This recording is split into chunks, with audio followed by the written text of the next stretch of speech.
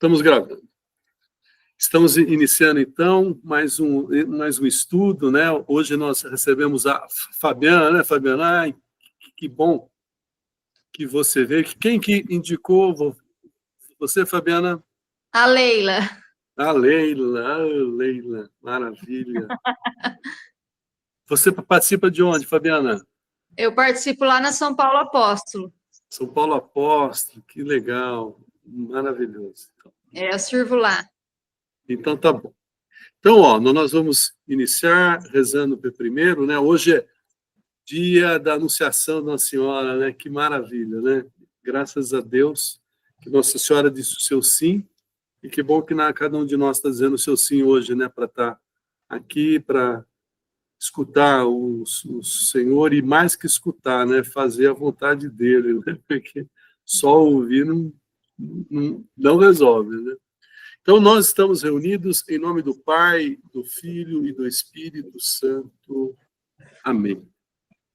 E o anjo do Senhor anunciou a Maria, e ela concebeu do Espírito Santo. Ave Maria, cheia de graça, o Senhor é convosco. Bendita sois vós entre as mulheres, bendito é o fruto do vosso ventre, Jesus. Santa Maria, Mãe de Deus, rogai por nós, pecadores, agora e na hora de nossa morte. Amém. Eis aqui a serva do Senhor, faça-se em mim segundo a vossa morada. Ave Maria, cheia de graça, o Senhor é convosco. Bendita sois vós entre as mulheres, bendito é o fruto do vosso ventre, Jesus. Santa Maria, Mãe de Deus, rogai por nós, pecadores, agora e na hora de nossa morte. Amém. E o Verbo divino se fez carne e habitou entre nós. Ave Maria, cheia de graça, o Senhor é convosco. Bendita sois vós entre as mulheres, bendito é o fruto do vosso ventre, Jesus. Santa Maria, Mãe de Deus, rogai por nós, pecadores, para que sejamos dignos das promessas de Cristo. Rogai por nós, Santa Mãe de Deus, para que sejamos dignos das promessas de Deus. Amém. Oremos. Infundi, Senhor, como vos pedimos, a vossa graça em nossas almas, para que nós, que pela anunciação do anjo conhecemos a encarnação do Cristo, vosso Filho, e pela sua paixão e morte na cruz, sejamos conduzidos à glória da ressurreição.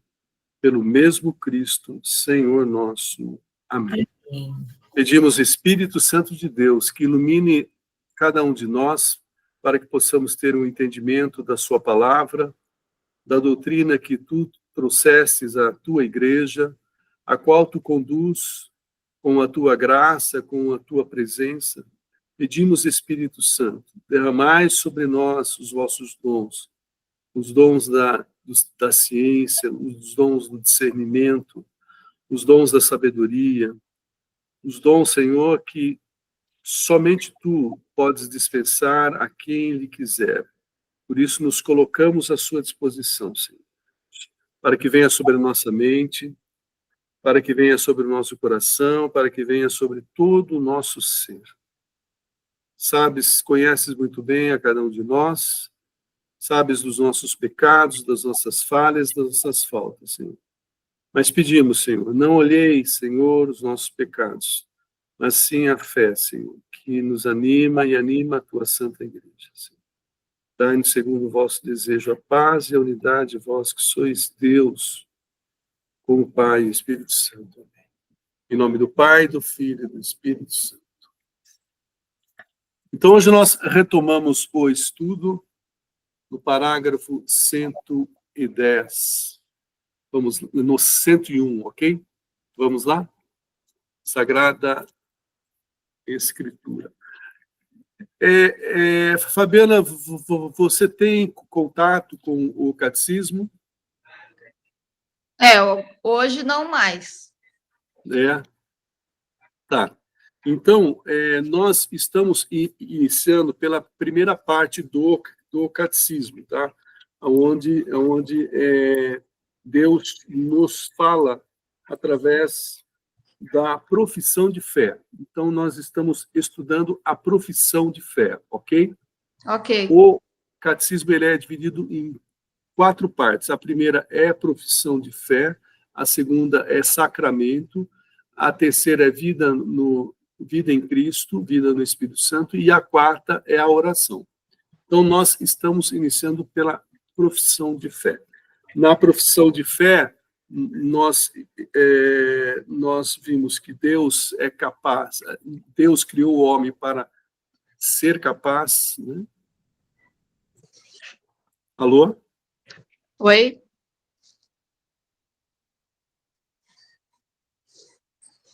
Será que todos caíram, Leonor? Não? Ah, tá. Não, estamos aqui. A impressão que tinham caído, ok? Nós vimos na primeira parte, Fabiana, cremos que Deus é capaz, que o homem é capaz de Deus, né? E nós vimos também que Deus vem ao encontro do homem, né? E nós estamos nessa parte, no segundo capítulo do Catecismo, onde Deus vem ao encontro do homem e ele começa revelando a ele mesmo, né? Fala-se das etapas da revelação, né? E depois, depois ele começa a transmitir essa revelação divina de diversas formas, né? Aí nós vimos que na nossa igreja a palavra de Deus tem duas fontes, que é a tradição e a Sagrada Escritura, ok? A tradição e a Sagrada Escritura. A Sagrada Escritura, na realidade, ela vem da tradição.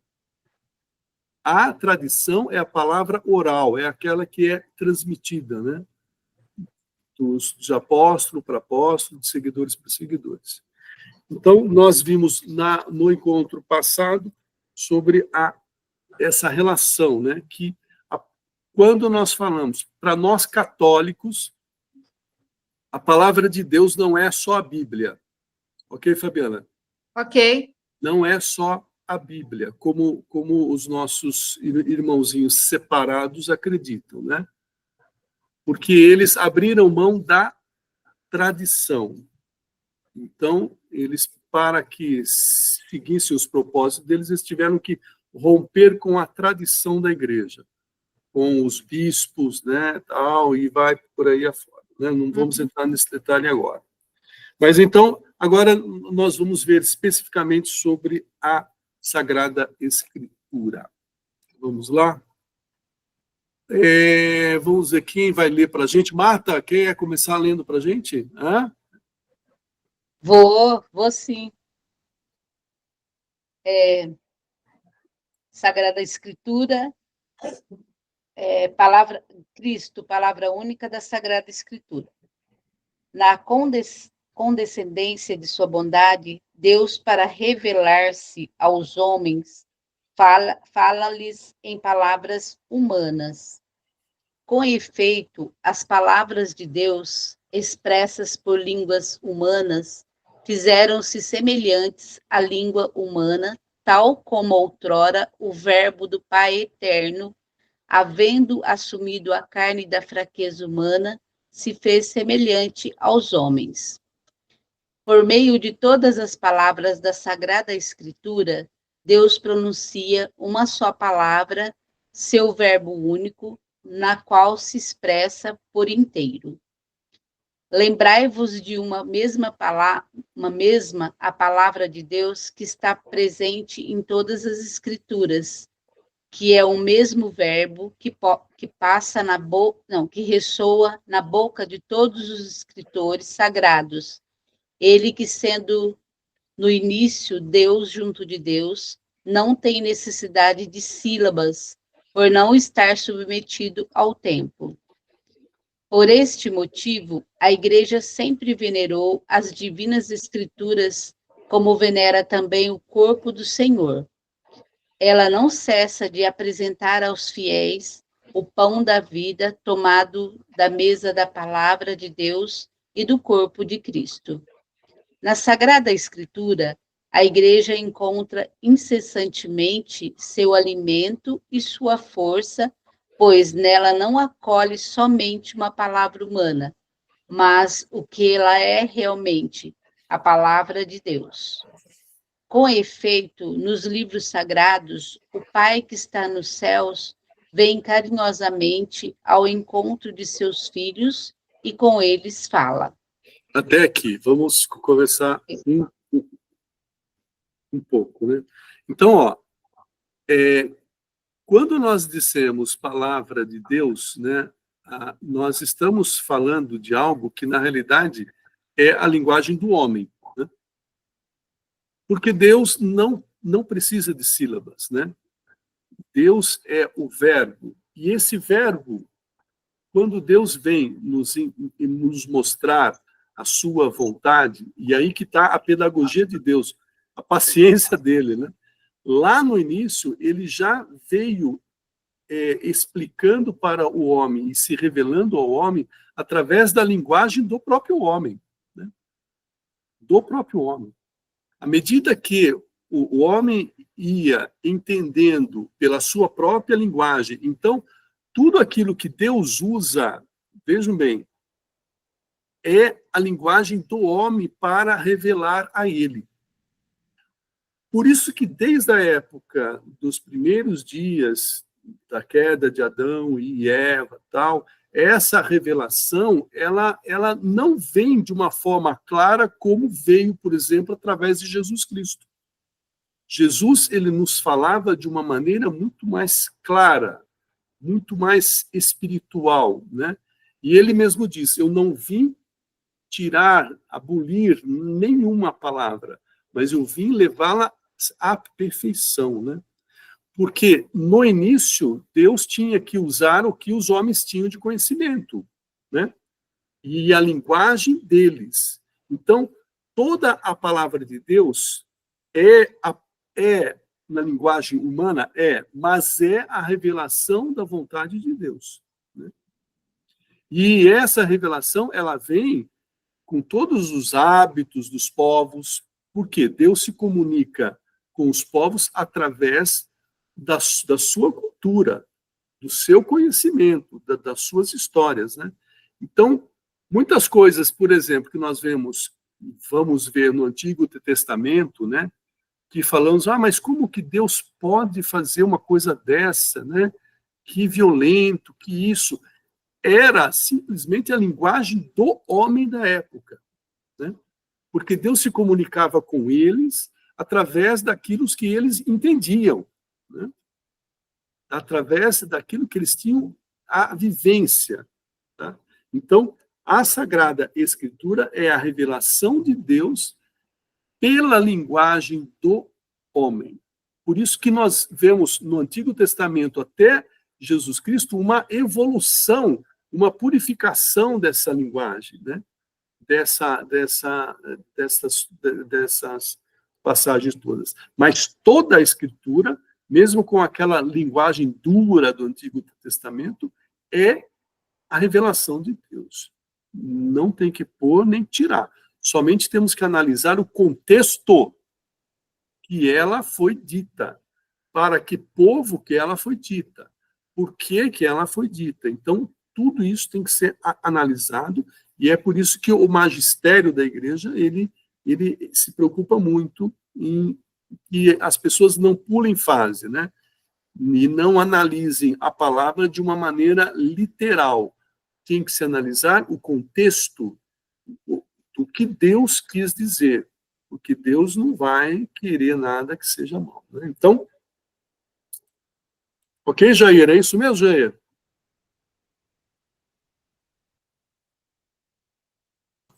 Oswaldo, eu contribuiria desta forma, para tentar facilitar um pouco, só.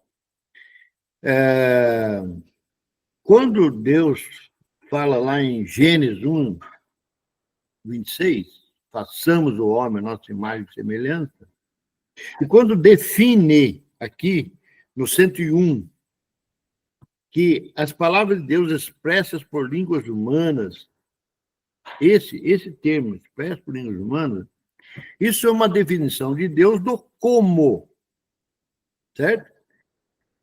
As variáveis aqui, ela está dentro do contexto do artigo 2, a transmissão da revelação divina, que é o tratamento do o quê. O que Deus vai transmitir? O que Deus vai revelar? E aí o universo, o mundo espiritual, o mundo... a gente aprende também, estava lendo hoje aqui, dos livros históricos, né? É a linguagem adotada por Deus para fazer se valer, ungir as pessoas para escrever os livros, ungir os profetas para escrever as profecias. Mas esses dois termos aqui, humana, é o como. Isso foi adotado por Deus, dele definiu lá, né? Aí vem a Torre de Babel, aquela mistura das línguas, depois tem os tradutores. Então, hoje o Oswaldinho, até com um aparelho celular, traduziu para nós lá nos Estados Unidos, online, a pregação do Padre Ron em inglês, né? E nós com o celular no colo aqui, assim, ouvindo ele falar em português, certo? Saiu algumas palavras meio erradinhas, mas foi excelente, né? Deu para aproveitar 80%. Mas aí é o como, certo? Agora, o grande tchan que nós estamos em estudo aqui, é o bam, é o que, né? O que Deus está fazendo? Nós estamos estudando a revelação divina, né? Tudo isso que Deus colocou no Antigo Testamento para nós. Agora nós estamos aprendendo a amar mais ainda o Antigo Testamento, né? Porque agora a gente tem a concepção da palavra, que é o quê? A preparação para Jesus, né? Tudo preparando para Jesus. Amém? Amém? Maravilha. Márcia, quer ler essa parte para a gente, Márcia? Quer ler? Inspiração e verdade da Sagrada Escritura, 105. Deus é o autor da Sagrada Escritura. As coisas divinamente reveladas, que estão contidas e são apresentadas nos livros da Sagrada Escritura, foram registradas sob a inspiração do Espírito Santo. A Santa Mãe Igreja, segundo a fé apostólica, tem como sagrados e canônicos os livros completos, tanto do Antigo como do Novo Testamento, com todas as suas partes, porque, escritos sobre a inspiração do Espírito Santo, ele tem Deus como autor, e nesta sua qualidade foram confiados à própria Igreja. Deus inspirou os autores humanos dos livros sagrados. Na redação dos livros sagrados, Deus escolheu homens dos quais se serviu, fazendo-os usar suas próprias faculdades e capacidades, a fim de que, agindo ele próprio neles e por meio deles, escrevesse, como verdadeiros autores, tudo e só aquilo que ele próprio queria. Os livros inspirados ensinam a verdade. Portanto, já que tudo que os autores inspirados afirmaram devem ser tido como afirmado pelo Espírito Santo, deve-se professar que os livros da Escritura ensinam, com certeza, fielmente e sem erro, a verdade que Deus, em vista da nossa salvação, quis que fosse registrado nas Sagradas Escrituras. Todavia, a fé cristã não é uma religião do livro. O cristianismo é a religião da palavra de Deus, não de uma palavra escrita e muda, mas do Verbo encarnado e vivo. Para que as Escrituras não permaneçam letra morta, é preciso que Cristo, palavra eterna de Deus vivo, pelo Espírito Santo, nos abra o Espírito à compreensão das Escrituras. Que lindo, né? Que lindo, não? Maravilhoso. Que lindo. E com isso, eu lembro, Márcia, da minha conversão, né? Antes de eu me converter, não sei o porquê, Deus me falou para abrir uma Bíblia que tinha em casa, da Barça, enorme, pesava uns 20 quilos, né? E eu abria aqui em Limeira, sozinho na faculdade, eu abria, eu lia e não entendia nada. Eu lembro claramente disso. Eu lia e eu não entendia nada, mas coisas sem sentido, né? Fala uma coisa e depois já pula para outra, não tinha sentido. Então, na realidade, a revelação de Deus, ela necessita, né, da graça do Espírito Santo de Deus, né? Que 6 meses depois de fazer o seminário de vida aí com vocês, Márcia, eu falava, meu Deus, agora eu abro e eu entendo, né? Como pode, né? Parece que é um clique, né? Que clica, pum, né? É como ele fala, né? A Bíblia, pela letra, ela é morta, né? Mas ela Sim, teve o impulso, né? A graça que Deus nos deu, né? Nos deu o Espírito Santo. Hoje a gente entende como a gente precisa dele, né? Porque exatamente. não entenderia. E assim mesmo aquilo que a gente já viu aqui, né? Hoje, a Bíblia, Deus resume ela numa só palavra. A gente não consegue entender o tamanho de uma Bíblia resumida numa só palavra. Sim, sim, Cristo. Então, é muito lindo, é muito lindo. exato. Evaldo, é isso mesmo, Evaldo?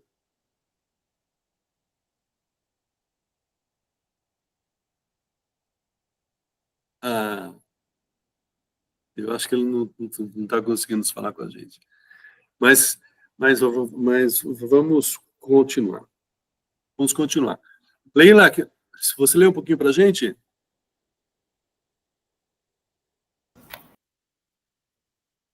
O Espírito Santo, intérprete da Escritura. Na Sagrada Escritura, Deus fala ao homem à maneira dos homens. Para bem interpretar a Escritura, é preciso, portanto, estar atento àquilo que os autores humanos quiseram realmente afirmar e àquilo que Deus quis manifestar-nos pelas palavras deles. Para descobrir a intenção dos autores sagrados, há que levar em conta as condições de sua época e de sua cultura, os gêneros literários em uso naquele tempo, os modos então correntes de sentir, falar e narrar, pois a verdade é apresentada e expressa de maneiras diferentes nos textos que são, de vários modos, históricos ou proféticos ou poéticos, ou nos demais de outros gêneros de expressão. Por ser a Sagrada Escritura inspirada a outro princípio da interpretação correta, não menos importante que o anterior, e sem o qual a Escritura permaneceria letra morta. A Sagrada Escritura deve também ser lida e interpretada com a ajuda daquele mesmo Espírito em que foi escrita. O Concílio Vaticano II indica 3 critérios para a interpretação da Escritura, conforme o Espírito que a inspirou. Número 1.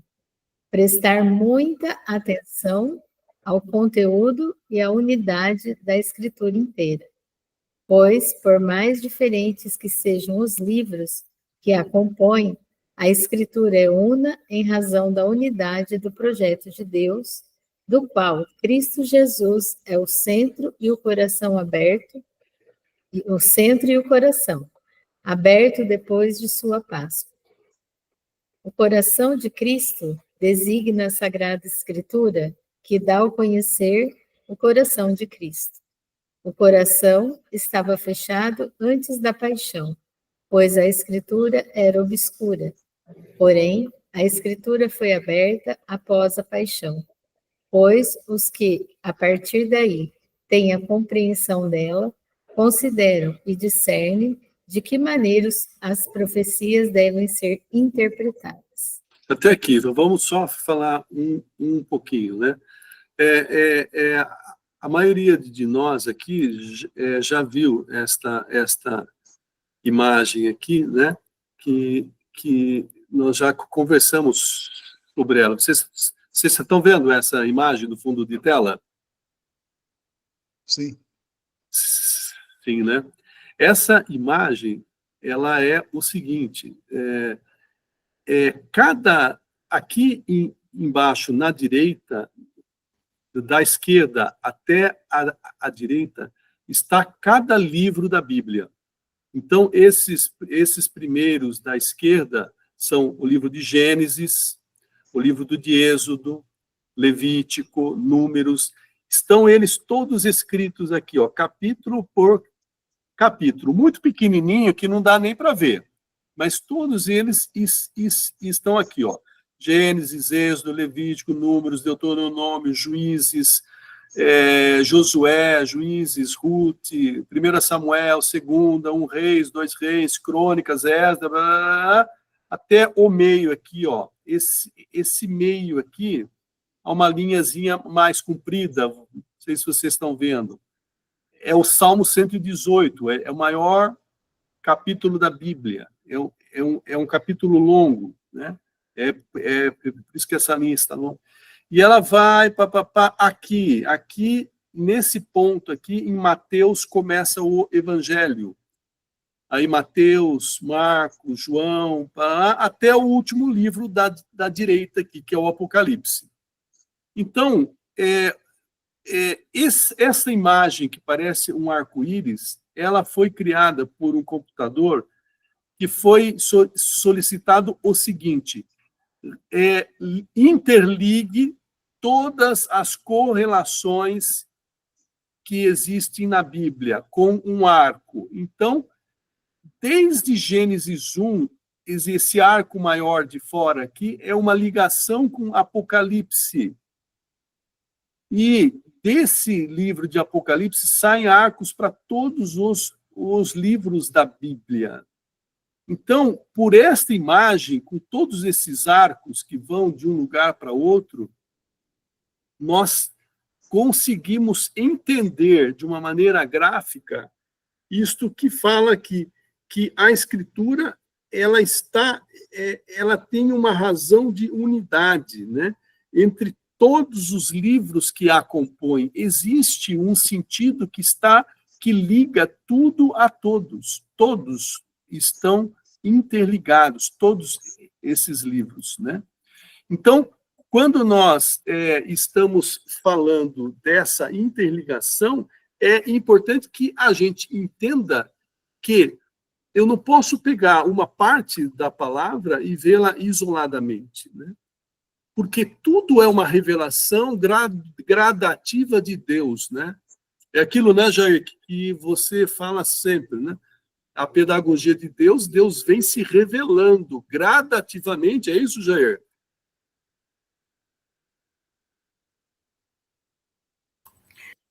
Perfeito, Oswaldo. Perfeito e maravilhoso, né? Eu quero fazer uma inserção uma repetição do 106, que me diz... Nós chegamos no 106 ainda, Jair. Não. Aliás, desculpa. Quando no 106 ele diz assim, né? Deus escolheu homens dos quais se serviu, fazendo-os usar suas próprias faculdades e capacidades. Nessas duas palavras, a gente vê realmente a ação de Deus, né? A ação de Deus. Isso aí está bem latente. E eu faria um parênteses para dizer o seguinte: eu costumo dizer, falei ontem, estava dando uma aula de Crisma esse dia aqui em casa, falei novamente, eu costumo dizer uma coisa minha, particular, para explicar para a pessoa do esforço que ela tem que fazer. Tudo é difícil. Quando você compra um livro, o autor não vem junto. Você tem que se desdobrar para entender, certo? Certo. O que ele quis dizer com aquelas palavras e tal. E hoje aqui, relendo, porque nós dois já passamos por isso aqui, né? Relendo aqui, me veio uma coisa muito satisfatória, né? Que está no 111. A Sagrada Escritura deve ser também lida e interpretada com a ajuda daquele mesmo Espírito em que foi escrito. Então, no caso da Bíblia, quando você está em comunhão com Deus, com Jesus, Espírito Santo, Nossa Senhora, etc., a igreja, o Espírito Santo está junto com o livro que foi escrito. Ele não separa. Essa é a diferença, né? Essa é a diferença. Então, Há como entender o catecismo, há como entender a palavra Sagrada Escritura, por causa de que o autor foi o Espírito Santo e ele está te ajudando a entender, está ajudando você a ler. Se você não tiver com o Espírito, você nem abre o catecismo, nem abre a Bíblia. Não, Põe na estande lá e lá fica. exatamente. Amém? Então, para entender, o primeiro ponto, prestar muita atenção. Microfoninho seu, Eger, que está dando o Pato Donald, que está falando no meio. Isso. O primeiro ponto, prestar muita atenção ao conteúdo e à unidade da escritura inteira, né? Tudo tem um contexto, tudo está ligado, tá? O segundo ponto, Leila, vamos lá. Ler a Escritura dentro da tradição viva da igreja inteira. Não, vou ler de novo. Segundo ponto. Ler a Escritura dentro da tradição viva da igreja inteira. Consoante um adágio dos padres. Nossa, que palavra difícil. Não consigo ler essa frase. Sacra Scriptus.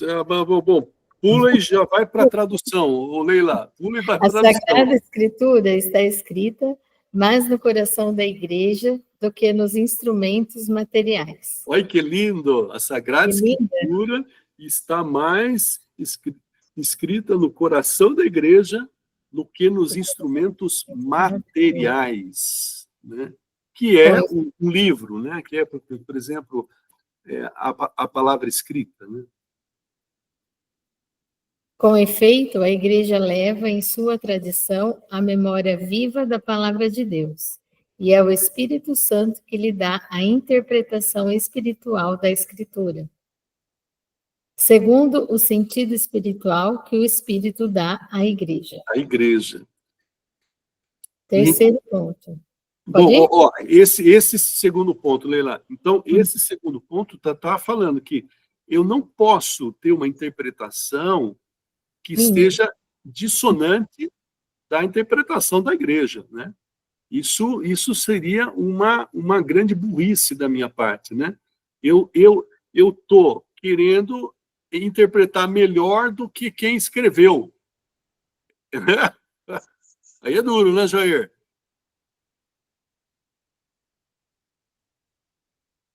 Então, Oswaldo, aí eu vou fazer uma pequena comparação, né? Nós não estamos nesse nível de discordar e nem de concordar, a gente está lendo muito pouco na vida da gente, né? Então, nós estamos num outro mundo aqui, tentando sobreviver. Mas olha que interessante aqui, ó. Quando ele diz que, no 113, ele diz que a Sagrada Escritura está escrito mais no coração da igreja do que nos instrumentos materiais, nós temos que voltar ao 108, quando o catecismo diz que a fé cristã não é a religião do livro. Sim. O cristianismo é a religião da palavra de Deus, não de uma palavra escrita e muda, mas do verbo encarnado e vivo. Então, por isso que a gente fala assim, não, mas a palavra lida ontem tem um sentido e hoje tem outro, porque está vivo, ele está acompanhando tudo que a gente faz. Então, quando Deus dá uma palavra inspirada, isto é, faz parte do dom do Espírito Santo, essa atualização é pegar aquele momento, aquela palavra para aquela pessoa naquele minuto.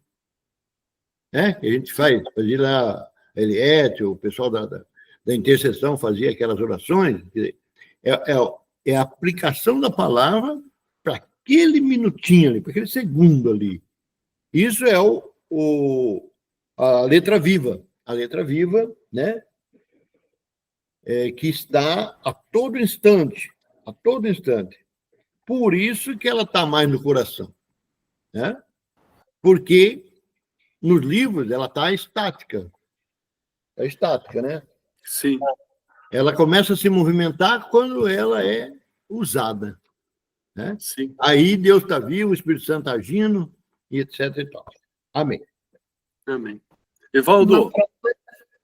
Oi. Está me ouvindo? Estamos ouvindo bem. Tá ouvindo? É interessante aqui que fala a memória viva da palavra de Deus e é o Espírito Santo que lhe dá a interpretação espiritual da Escritura. E me fez lembrar aqui uma coisa aqui, Oswaldo. Uma vez uma pessoa disse assim, parece que é não me lembro agora, parece que é um santo que disse isso, fala assim, eu prefiro errar com a igreja do que acertar sem ela. Sim, sim. Você já ouviu essa frase aí? Tá Né? vendo? Mas, na verdade, que a igreja não erra, porque se é o Espírito Santo que impulsiona, que dá o discernimento, né? Aqui está falando, é o Espírito Santo. Não tem como a igreja errar. Se tem erro, é humano. Concorda comigo? Exatamente. Porque se está aberta a ação do Espírito Santo, não tem erro. Né?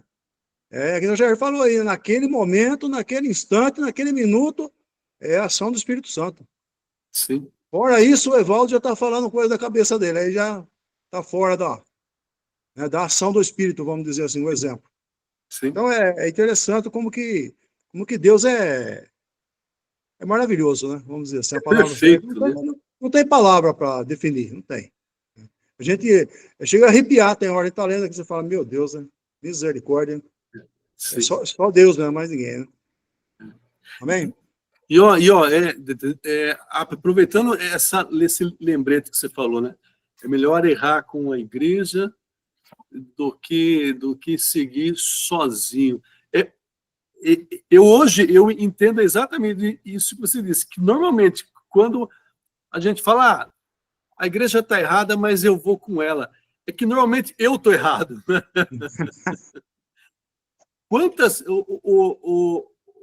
o Evaldo, você que é pregador, nós todos aqui já pregamos, né? Quantas coisas nós já pregamos que hoje nós não pregaríamos mais, né? Verdade. Porque nós aprendemos, né, com a vida e com a igreja e com a instrução do Espírito Santo que ele deu com o tempo, né, que as coisas não são bem assim, né? Que na realidade, então, existe uma riqueza muito grande nisso que você disse, né? É melhor errar com a igreja do que acertar sozinho, porque provavelmente você não está acertando sozinho, você está sendo enganado, né? Você está sendo ludibriado, né? Lutero quis acertar sozinho, né? Deu no que deu, né? Aí vem a purificação, né? Sim. Purificar, né? Para que não haja a contaminação, vamos dizer assim. E sem humilhação, né, Evaldo? Sem a humilhação do nosso ser, não existe essa purificação, né? Sim. Né? Jair? Acompanhando o relator aí, o Evaldo, você vê a beleza da coisa, do catecismo, que o Concílio Vaticano II, está lá no 112, já orienta prestar muita atenção. Né? Não deixa barato, não, vai lendo aí, não. Prestar muita atenção ao conteúdo e à unidade da escritura inteira, que é aquilo que você mostrou no diagrama lá. Sim, exatamente. Essa delicadeza que nós temos quando vamos estudar, quando vamos montar apostila, quando vamos fazer uma palestra, é esse cuidado que o Concílio está alertando a gente aqui, que é aquilo que o Evaldo falou agora há pouco aí. Exatamente. Bom, então, ó, prestar atenção à unidade, ler da Escritura dentro da tradição, e o terceiro agora, Leila, então, vamos lá. Estar atento à anagogia da fé. Por anagogia da fé, entende-se a coesão das verdades da fé entre si e no projeto total da revelação. Continua? Aí exige um discernimento, uma sabedoria do Espírito Santo, né? Hein, Leonor? Não é isso mesmo?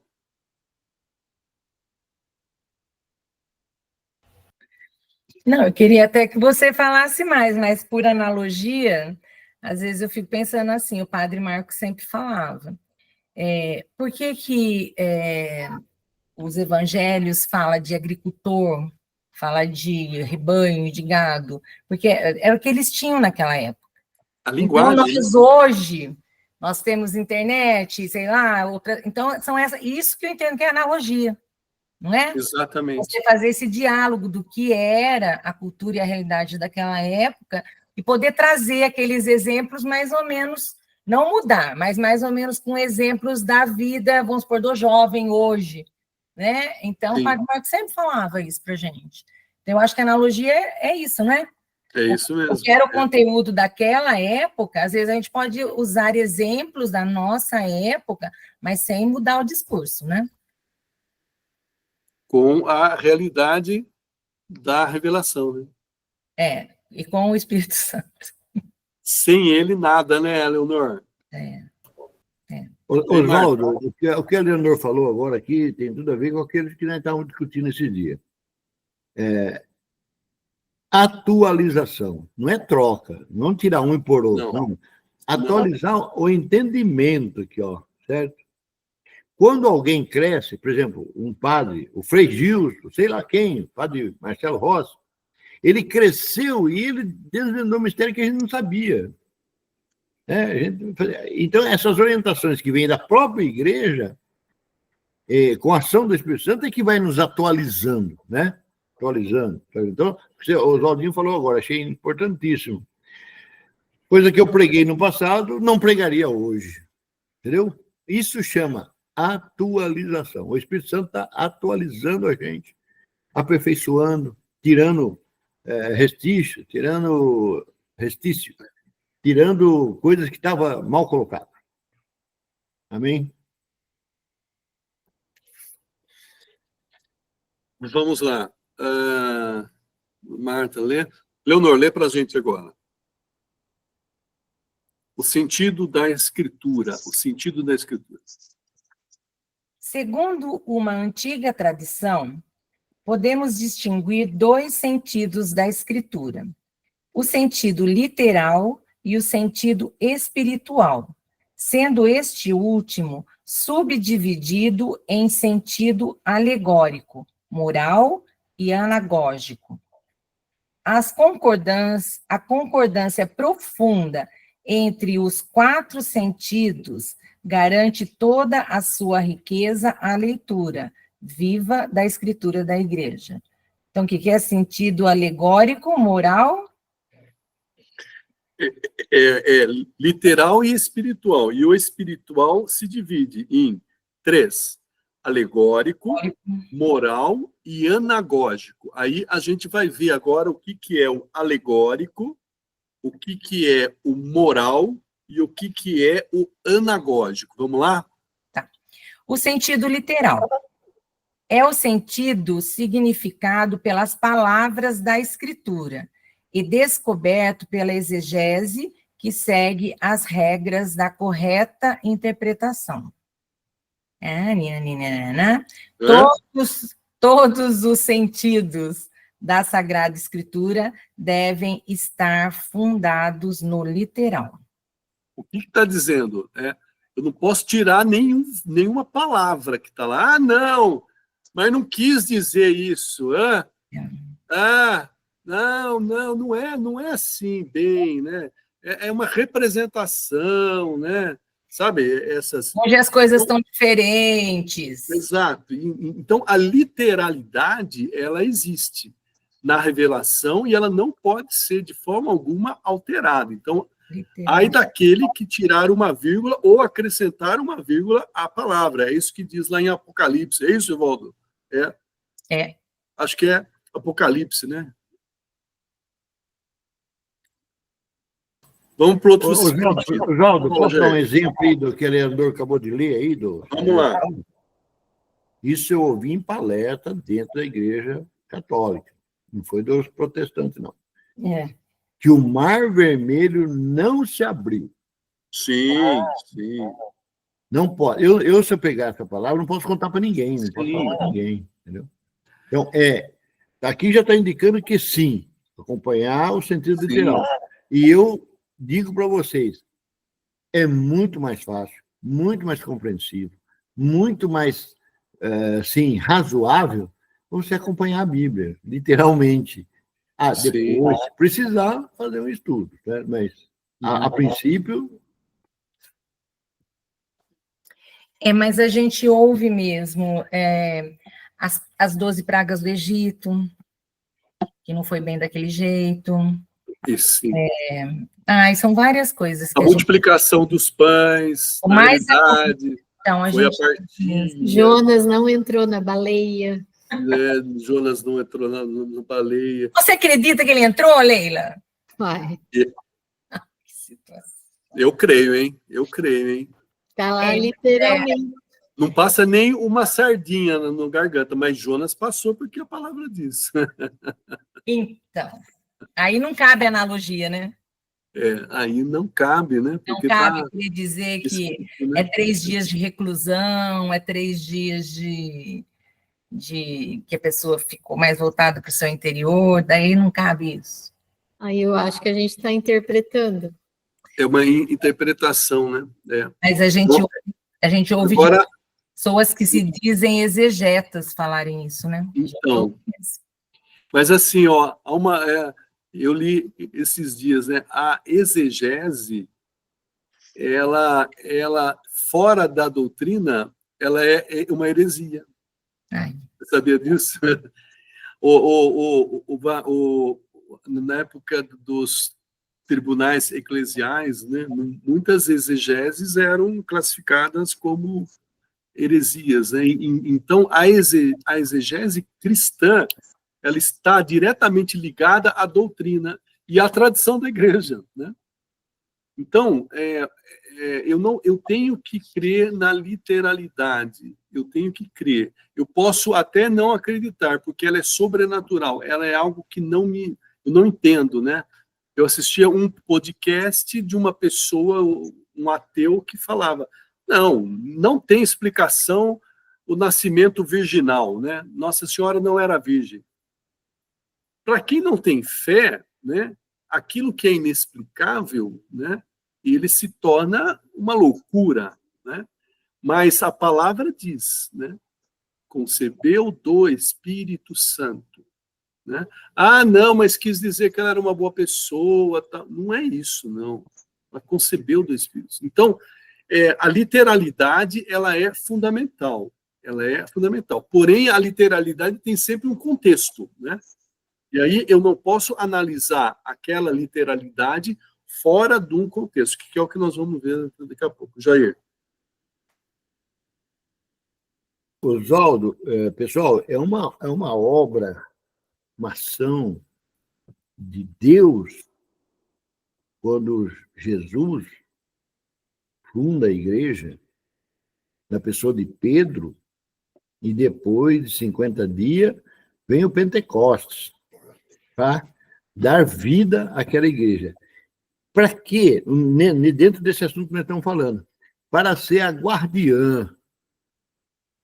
Ela é a depositária, né? A igreja é a responsável, é a missão da igreja preservar toda essa tradição, toda essa história, todos os acontecimentos, né? Até os milagres que foram realizados por Deus, a igreja é guardiã, né? Sim. Fidei depositum, né? Ok? Também. Uma outra coisa, literalidade, que a gente vive e mexe, a gente bate. Dos nossos irmãozinhos dizendo, Jesus não veio fundar uma igreja. Jesus veio nos trazer a salvação. Uma mentira, Jesus veio fundar uma igreja para a gente ser salvo. Tu és pedra e sob essa pedra edificarei a minha igreja. Entende, gente? Então, tem muitas coisas que saem da literalidade. Não, mas veja bem, nós temos que interpretar isso de uma maneira mais inteligente. Vai interpretar isso e vai direto para o inferno, porque você está indo contra uma revelação que a própria palavra de Deus ela nos trouxe. Né? Jesus veio para fundar uma igreja, porque através dessa igreja nós estamos sendo salvos, em processo de salvação. E ainda tem muita gente fora que precisa trazer para cá ainda, né?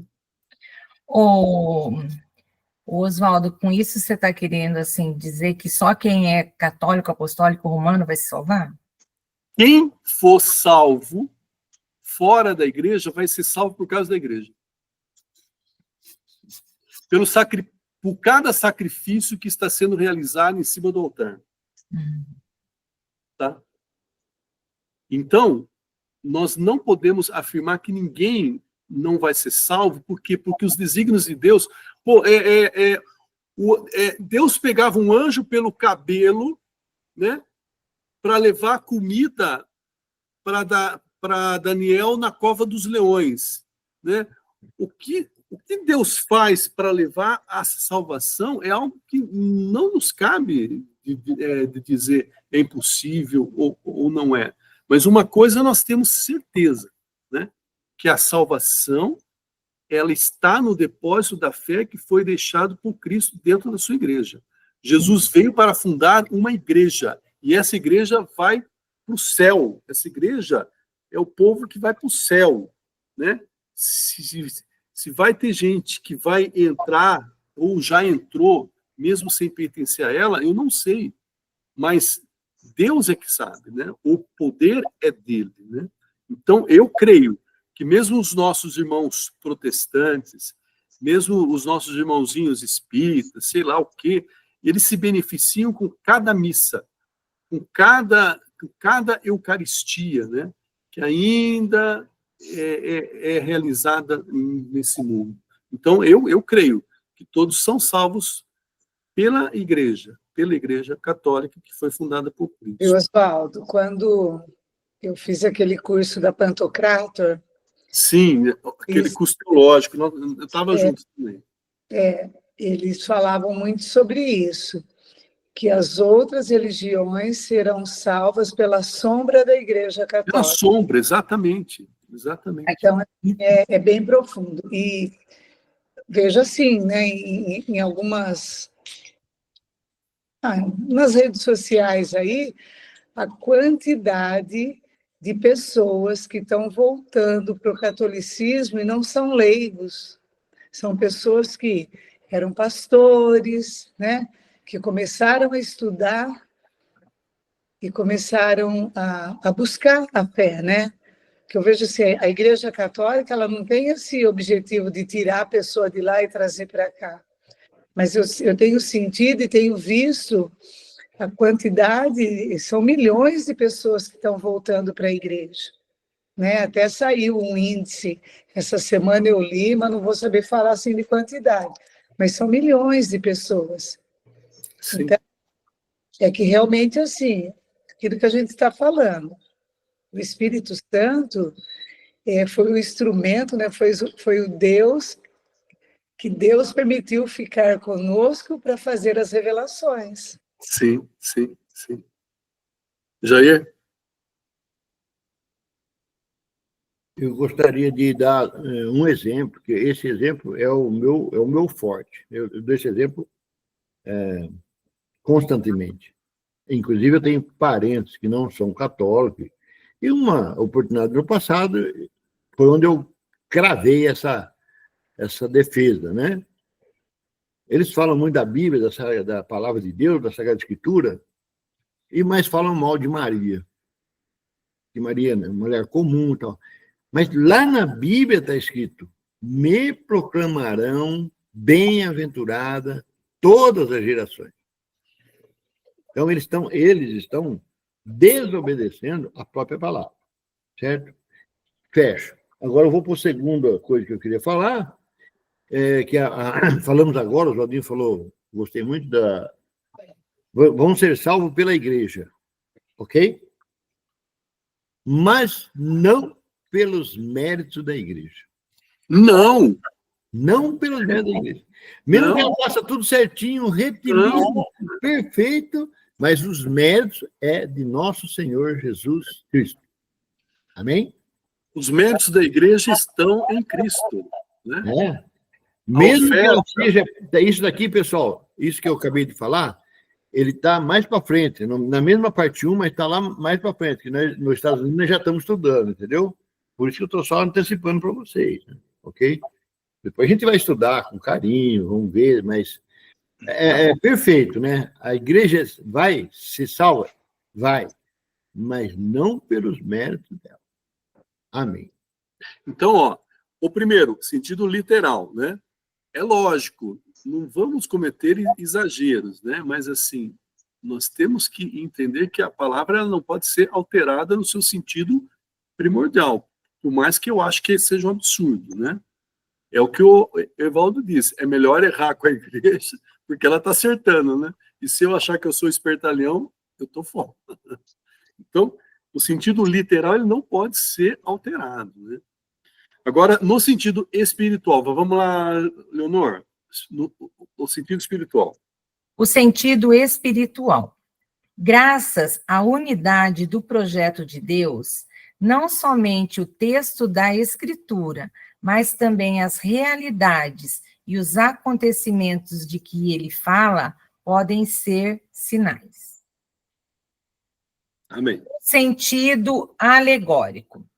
Podemos adquirir uma compreensão mais profunda dos acontecimentos, reconhecendo a significação deles em Cristo. Assim, a travessia do Mar Vermelho é um sinal da vitória de Cristo e também do batismo. Aqui, ó, entendeu? É correlacionar as coisas que aconteceram, por exemplo, materialmente, de uma forma plena, espiritualmente. Então, eu estou relacionando um fato. Se o Mar Vermelho não se abriu verdadeiramente, significa que Jesus não venceu a morte verdadeiramente. Que aqui está falando, né? Esse sentido alegórico de relacionar a abertura do Mar Vermelho, né, que é passar pela morte, né, e a ressurreição de Cristo passando pelo Calvário, né, é uma alegoria que ela é perfeita, né, e ela nos revela que todo o plano de Deus ele está junto, ele está unido, o começo e o fim, o Gênesis e Apocalipse. O sentido moral. Os acontecimentos relatados na Escritura devem conduzir-nos a um justo agir. Eles foram escritos para a nossa instrução, que está em Coríntios 10, 11. Isso, eu acho que a gente podia abrir, né, Jair? 1 Coríntios 10, 11, vamos lá? 1 Coríntios 10, 11. A Bíblia está fácil, hein, gente? Tá.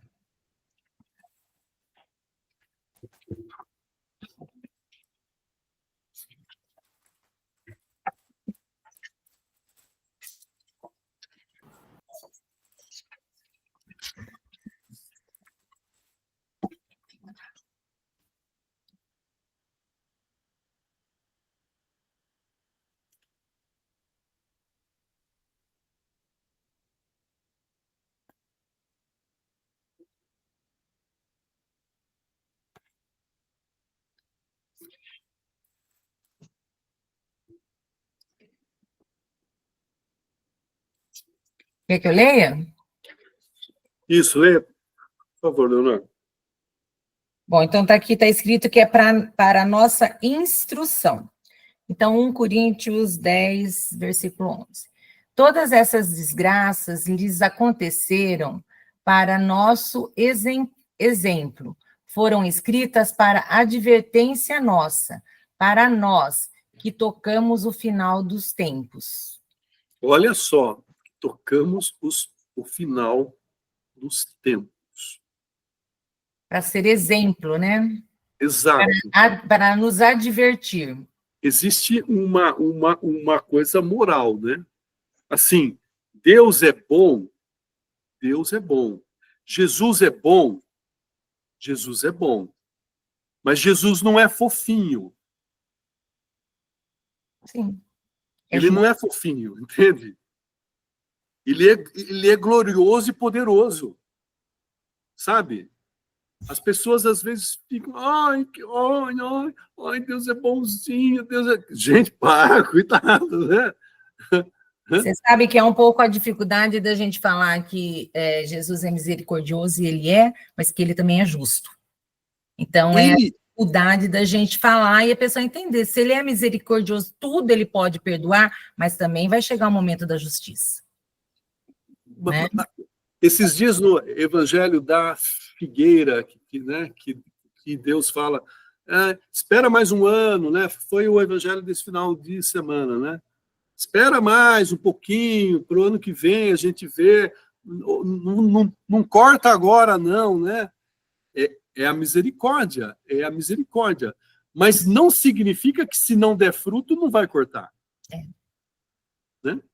A misericórdia não pode ser confundida com assim, Deus não liga, não. Deus dá um tempo, Deus espera, né? Deus espera, né? E é a mesma coisa que, às vezes, a pessoa é livrada da morte, né? Aí eu falo, graças a Deus, Deus é bom, Deus me ama, Deus gosta de mim. Talvez tenha sido a misericórdia de Deus, porque se você morresse, ia para o inferno, né? Não é isso? Deus nos dá oportunidades, né? A misericórdia de Deus se manifesta a todo momento, né? Mas ela não é separada da justiça de Deus, né? Ela não está separada da justiça de Deus. Jair? Mas quando Jesus vai analisar a resposta, não, eu vou pôr adubo, vou cuidar dela, direitinho. Mas Jesus faz a finalização. Mas depois, se não der fruto, você vai cortá-la. Você vai cortar. Ele fecha a questão, né? Jesus fecha a questão. Sim.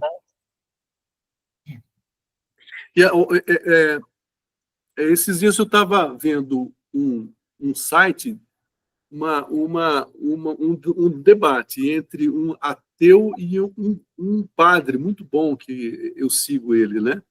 E esse ateu dizia, mas o seu Deus é muito mau, ele é um genocida, né? Ele mata crianças, ele mata adultos, ele mata mulheres, né? O seu Deus é um genocida. Aí o padre, mas com uma sabedoria, ele disse, sabe, Deus, ele falava isso que nós estamos estudando, ele disse, Deus explicava as coisas para os homens conforme a linguagem que eles entendiam, né? A linguagem que eles entendiam era olho por olho, dente por dente, era a violência, né? E, na realidade, quando Deus nos mostra, e aqui fala, todas as desgraças que lhes aconteceram para o nosso exemplo, né? Todas as desgraças que a gente vê no Antigo Testamento, né? Onde Deus manda acabar com aqueles povos que faziam sacrifício de crianças a outros deuses, que eram perversos. Deus mandava exterminar e não sobrar nenhum ser que respirasse daquele povo, né? Nas batalhas. Será que isso não é uma pedagogia, não é uma mensagem? É só malvadeza? Não é malvadeza. Deus é bom. Deus é bom, mas ele ensina a nós e ao seu povo de uma maneira prática, que ele possa entender com a linguagem do povo. A linguagem do povo é violência, então vamos explicar com a violência. E aí, dessa forma que Deus vem educando nós até os dias de hoje. Mas nós não podemos separar a visão de Deus antigo, forte, poderoso e justo, e que age, do Deus de hoje. Ele também é um Deus forte, poderoso, né? E só aqueles que realmente estiverem carregando a sua cruz é que vão ser salvos, né? Quem aceitar o caminho que Jesus trouxe, né? Não é um caminho fofo, não é um caminho bonitinho, é um caminho duro, né? Todos nós sabemos. A porta estreita. A porta é estreita, né? Então, essa correlação, ela é muito clara. Todo o Antigo Testamento traz um valor moral muito forte para a gente. Não é um valor moral assim, não mate ninguém. Não é isso que eu estou falando. A linguagem do povo era a violência. Hoje, a linguagem é outra, mas o valor é o mesmo. E o Deus continua sendo o mesmo Deus que está exigindo de nós. Antes, os martírios eram sangrentos. Nós estamos sendo martirizados psicologicamente, né? No dia a dia, ligando uma televisão, abrindo um jornal, no nosso trabalho. O nosso martírio é esse, é o martírio psicológico, né? Que é o espiritual, é um martírio espiritual. Nós estamos vivendo isso hoje. Né? Um assédio moral, né? Assédio moral, né? E se a gente ficar com mimimi, a gente vai chegar a algum lugar? Não vamos chegar a lugar nenhum, né? A gente tem que ser que nem o povo do Antigo Testamento, ser firme, ser duro, ser compreensivo, sim, bondoso sempre, né? Mas ser... Não julgar, né? Não julgar nunca, né? As prerrogativas de Deus, a gente não pode tomar elas para nós, nunca, né? Glória, julgamento, né? Ser o dono da verdade, não, nunca, né? A verdade está aqui, a gente está buscando, né? A gente está buscando a verdade porque a gente sabe que nós não temos ela, não é isso? E antes de atirar a pedra, para a gente olhar para o nosso próprio umbigo, né? E para o que Deus quer, né? E para Deus quer misericórdia, não sacrifício, né? Então, o sentido alegórico nós entendemos, é aquela relação dos fatos materiais com fatos espirituais que nos levam para mais longe, né? O sentido moral é aquilo que está sempre permeado das leis básicas de Deus, 10 mandamentos, daquilo que ele exige de nós, né? Justiça. E agora, vamos lá, Leonor, para encerrar esse capítulo? O sentido anagógico. Podemos ver realidades e acontecimentos em sua significação eterna, conduzindo-nos, em grego, anagogê,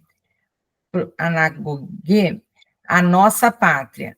Assim, a igreja na terra é sinal da Jerusalém celeste. Olha só, né? É o sentido eterno, né? É o sentido... A igreja triunfante. A igreja triunfante, né? A Jerusalém. O juízo. Então, nós temos que ver sempre o sentido espiritual, né? Das correlações com as coisas, as analogias com toda a palavra de Deus, a moral e o sentido que é eterno, que é perene, que não vai passar, né? E está ligado ao nosso fim último, né? Aquilo que nós ainda não sabemos, mas pela esperança nós estamos indo em busca, né? Então, esses 3 pontos são os pontos da espiritualidade, o quê? Da análise espiritual da Escritura. Então, nós vimos que tem a literal, que é aquilo que está escrito, e a espiritual através da analogia, nós podemos fazer essa análise, através do sentido moral, nós devemos fazer essa análise, e o sentido anagalógico, que é aquilo que me remete ao fim último. Oswaldo, lê o 118 para fechar o que você falou agora. 118, Leonor, para fechar só. Um dístico medieval resume a significação dos 4 sentidos. Pula e lê a tradução. A letra ensina o que aconteceu. A alegoria, o que devemos crer. A moral, o que devemos fazer. E a anagogia, para onde devemos caminhar. Olha que clareza maravilhosa! Que lindo! Para entender melhor, né? O que aconteceu é o literal, o que nós devemos crer é o alegórico, o que nós devemos fazer é o moral, e para onde nós vamos caminhar é o anagógico. Que lindo, né? Isso está sempre imerso em toda palavra que a gente lê na Bíblia, né? Todas elas têm estes 4 sentidos, né? Sempre vai ter essa mensagem, né? Cabe a nós buscá-la, né? É dever dos exegetas esforçar-se, dentro dessas diretrizes, por entender e expor com maior aprofundamento o sentido da Sagrada Escritura, a fim de que, por seu trabalho, como que preparatório, amadureça o julgamento da Igreja. Pois todas estas coisas que concernem a maneira de interpretar a Escritura estão sujeitas, em última instância, ao juízo da Igreja, que exerce o divino ministério e mandato do guardar e interpretar a palavra de Deus. Maravilhoso. Então, a última palavra é a da igreja. Se eu estiver em consonância com a igreja, eu posso propagá-la. Se eu estou de acordo com a tradição, com o evangelho, com a palavra de Deus, escrita e oral, eu devo propagá-la.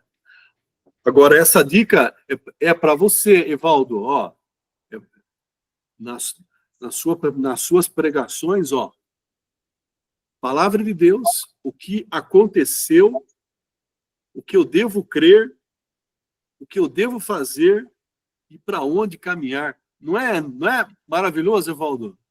Com certeza. Eu estava analisando aqui também, você estava falando a respeito do Antigo Testamento, onde havia as guerras, né? Sim.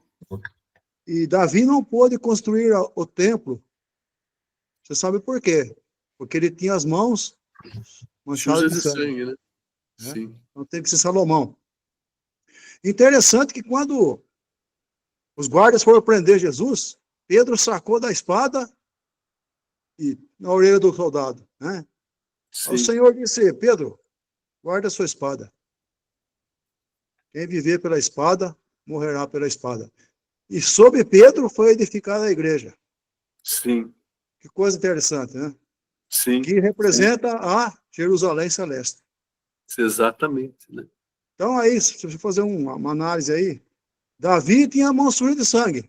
E Jesus, com certeza, disse assim: você não pode ser como Davi, porque sobre ti eu vou edificar a igreja. Então, guarda a sua espada aí, que eu vou reparar o que você fez aí, e vamos entender o sentido da salvação, na verdade. Sim, sim. Então, é questão de... Porque dele para ele são todas as coisas. Né?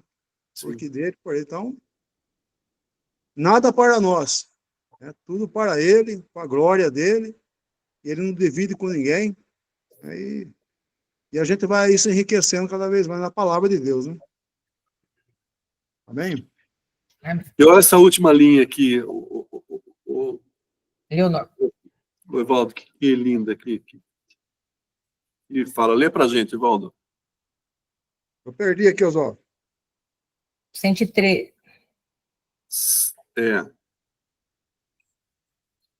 O fim do 119. O finzinho do 119.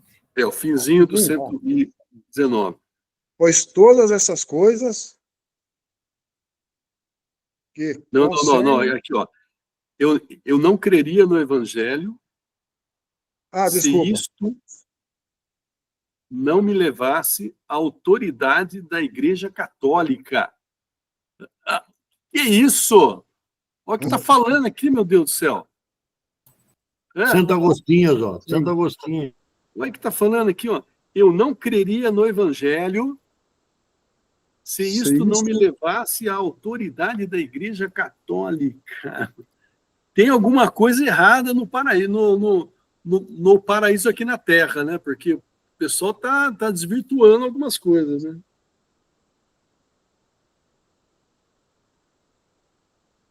Então, Santo Agostinho só cria no Evangelho por causa da autoridade da Igreja. Afinal, foi ela que nós vamos ver Mas agora, no próximo, ela que definiu o cânon das escrituras, né? Bom, Valdo, ô Sérgio, que quer ler para a gente o cânon das escrituras agora? Posso ler? Isso, lê para a gente, Evaldo. O cânon das Escrituras Isso. foi a tradição apostólica que fez a Igreja discernir que escritos deviam ser enumerados na lista dos livros sagrados. Esta lista completa é denominada cânon das Escrituras. Ela comporta para o Antigo Testamento 46, 45 se contarmos JR, Jeremias, né? Jeremias, Lamentação, né? Isso. Juntos. Escritos e 27 para o Novo. Gênesis, Êxodo, Levítico, Números, Deuteronômio, Josué, Juízes, Ruth, os 2 livros de Samuel, os 2 livros de Reis, os 2 livros de Crônicas, Esdras e Neemias, Tobias, Judite, Esther, os 2 livros dos Macabeus, Jó, os Salmos, os Provérbios e Eclesiastes, o Cântico dos Cânticos, a Sabedoria, o Eclesiástico, ou Sirácida, Isaías, Jeremias e Lamentações, Baruque, Ezequiel, Daniel, Oséias, Joel, Amós, Abdias, Jonas, Miqueias, Naum, Abacuque, Sofonias, Ageu, Zacarias, Malaquias para o Antigo Testamento. Os evangelhos de Marcos, de Lucas, de João, os Atos dos Apóstolos, e também Mateus, né? Isso. As epístolas de São Paulo aos Romanos, a primeira e a segunda aos Coríntios, aos Gálatas, aos Efésios, aos Filipenses, aos Colossenses, a primeira e a segunda aos Tessalonicenses, a primeira e a segunda a Timóteo, a Tito, a Filemão, a epístola de Hebreus, a epístola de Tiago, a primeira e a segunda de Pedro, a 3 epístolas de João, a epístola de Judas e o Apocalipse, para o Novo Testamento. Segue. São 73 livros, né, da Bíblia Católica, que é a Bíblia, né, que foi definida pelo cânon. Então, esse cânon, ele é o cânon da Igreja, né? Alterar ele é meio complicado, né? O Antigo Testamento, Evaldo. O Antigo Testamento é uma parte inalienável da Sagrada Escritura. Seus livros são divinamente inspirados e conservam um valor permanente, pois a antiga aliança nunca foi revogada. Nunca foi revogada, né? E nunca será. E nunca será. Amém. Com efeito, a economia do Antigo Testamento estava ordenada principalmente para preparar a vinda de Cristo, o Redentor de todos. Embora contenham também coisas imperfeitas e transitórias, os livros do Antigo Testamento dão testemunho de toda a divina pedagogia do amor salvífico de Deus. Neles encontram-se sublimes ensinamentos acerca de Deus e uma salutar sabedoria concernente à vida do homem, bem como admiráveis tesouros de preces, nos quais, enfim, está latente o mistério da nossa salvação. Da nossa salvação. Então, só para gente ver, embora contenham também coisas imperfeitas e transitórias, né? É aquilo que nós estávamos conversando, né? Das batalhas, das mortes, das purificações, né? Teve a necessidade disso para que Deus pudesse preparar o povo para aquilo que estava por vir. Então, tudo faz parte da pedagogia. E essa necessidade veio por causa da própria linguagem do homem. Então, essa imperfeição, essas coisas imperfeitas e transitórias, não são por causa de Deus, gente. É por causa do homem. É por causa do homem, né? É igual a gente educando os nossos filhos, né? Eles são nenezinho, estão engatinhando, né? Aí a gente fala, eles não entendem. A gente fala, eles não entendem. A gente dá um tapinha na bunda, daí não faz mais, né? Aprende com uma coisa errada, não é isso? Mas não é erro, é a linguagem que atinge, que alcança, né? Então, essas imperfeições, elas são em função da própria limitação do homem, né? Como ainda até hoje existe, não é isso? Tá bom? 123, Evaldo.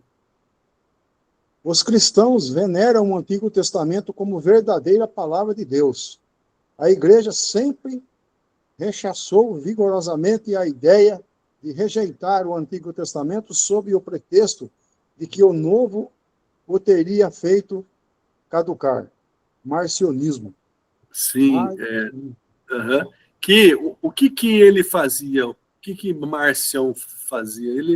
Ele simplesmente queria negar a tradição. É sempre a mesma história, gente, né? Para que eu me seja mais, eu tenho que apagar tudo aquilo que aconteceu, né? Parece que é tudo, né, a mesma história. Marxismo, né?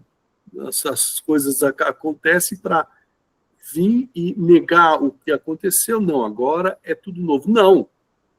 O Novo Testamento é fruto do Antigo Testamento, né? Existe uma história, existe uma herança. As nossas missas, né, elas são uma herança das celebrações judaicas, né? Existe toda uma história que vem e traz a raiz, né? Mas um povo sem raiz é um povo sem história, sem nada. Então, nós temos uma história, e essa história é aquela que nos está trazendo a salvação. Oswaldo,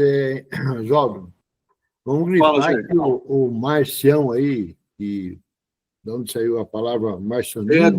Do marcionismo. O Marcião, apelido dele. Ele queria, porque queria ele interpretar a Sagrada Escritura. Isso, exato. Não tem tradução para interpretar melhor, né? Já é a semente da divisão, né? Sempre tem. O Novo Testamento, quem gostaria de ler? O Jair, quer ler um pouco, Jair? Posso sim, Oswaldo. Aí eu leio depois também. 124, o Novo Testamento.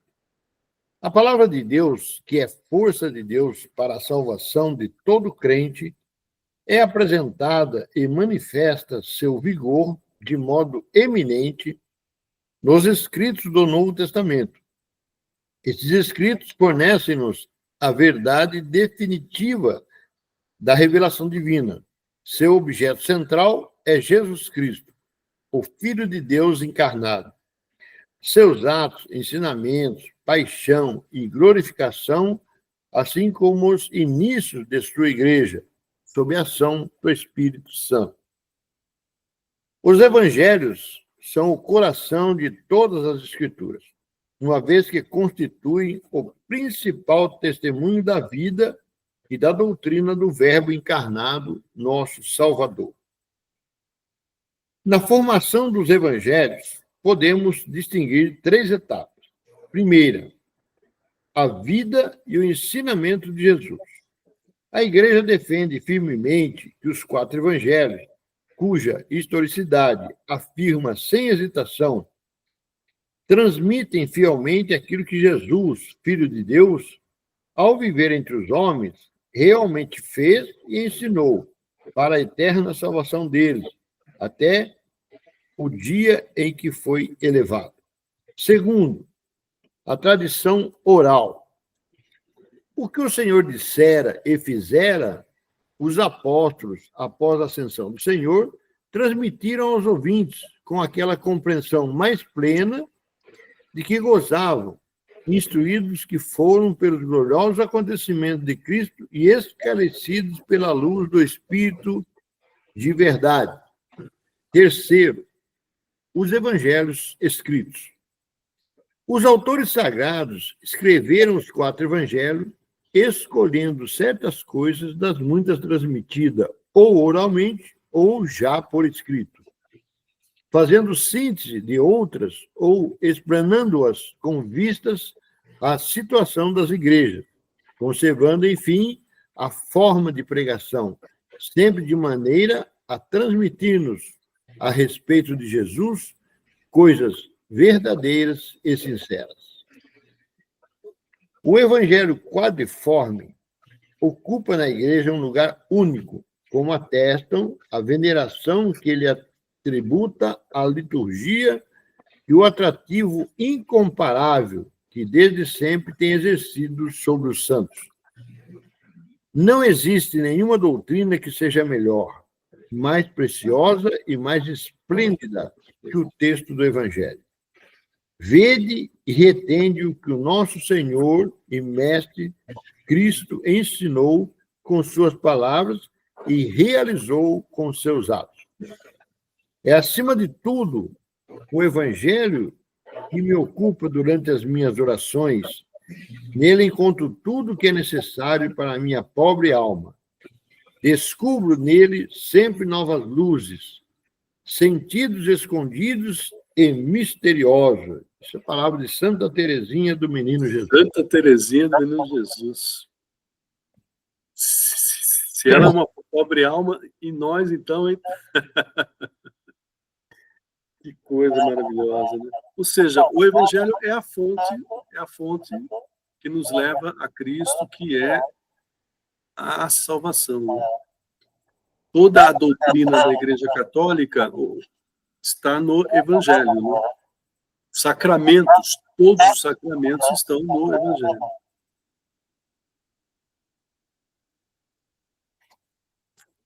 Jair, quer continuar lendo, Jair? Posso continuar? Você quer fazer mais algum comentário, João? Pode fazer. Não, você quer fazer mais algum comentário? Eu achei o texto está bem... Não, eu aqui... só falei um grifo aqui no terceiro, os evangelhos escritos. Vou repetir a leitura. Os autores sagrados escreveram os 4 evangelhos, escolhendo certas coisas das muitas transmitidas, ou oralmente, ou já por escrito. Então, mesmo naquele tempo, já tinha, não tudo, uma parte, mas já era utilizado a escrita, né? Para transmitir, para levar, para trazer, etc. E tal. Então, vamos partir para o 128. A unidade... Jair, só falando aqui, ó, a gente poderia dizer que... É só um minutinho, Jair, desliga um pouquinho o microfone que o Pato Donald vem e começa a falar. Ó, me corrija aí, Oswaldo, eu fiquei pensando, por exemplo, o evangelho pode ser também feito com a moral. Lucas nunca viveu com Jesus. Lucas nunca viu o que Jesus fez. Então, tudo que ele escreveu foi passado para ele oralmente. Mateus já não. Mateus viveu e era culto, e escrevia, sim, Mateus e João. E Marcos e Lucas não, né? Foi o que foi passado para eles, né? Foi o que ele recebeu oralmente. Não, João sim, né? João e Mateus viveram com Jesus. Sim, isso. Mateus e Lucas não. Mateus e Lucas não. Não, Mateus sim também, né? Marcos e Lucas. Marcos e Lucas que não, né? Isso. Marcos era discípulo de algum discípulo, né? Mas então a gente vê aí como teve os que viveram com Jesus e escreveram, e teve os que escreveram o que foi passado oralmente para eles, né? Mesmo nos evangelhos. Exatamente. E há uma explicação muito legal, né, que Lucas, ele é aquele que mais se aprofunda na atividade de Cristo, né, no anúncio, né, porque ele ficou muito próximo de Nossa Senhora, né? Então, muitas das coisas que Lucas coloca, né, são ensinamentos que Nossa Senhora passava na convivência com os discípulos, né? É muito lindo, né? Então, só voltando no cânon da igreja, existem outros evangelhos, você sabe, né? Existe o evangelho de Pedro, existe o evangelho de Maria Madalena, existem outros evangelhos que foram escritos, mas a igreja, ela não atestou a veracidade e a espiritualidade correta desses evangelhos, né? Muitos dos escritos que foram feitos, eles não estavam condizentes com os ensinamentos de Cristo por conterem coisas que são chamadas gnósticas, né? O gnosticismo é uma revelação humana. Ou seja, eu concluo alguma coisa da minha cabeça e eu falo que foi Deus, né? Então, isso daí é um gnosticismo. É assim, eu tenho conhecimento das coisas, eu adquiro conhecimento que vem do nada, sabe? O gnosticismo é a revelação do homem para ele mesmo, né? Então, essa análise, esses evangelhos todos, eles são evangelhos autênticos, que fazem parte do cânon. Porém, esses outros evangelhos, muitos são guardados pelo Vaticano, porque tem fatos históricos interessantes, né? Então, eles são documentos que revelam uma certa história, revelam a história da igreja primitiva, mas já com algumas deturpações e algumas alterações, né?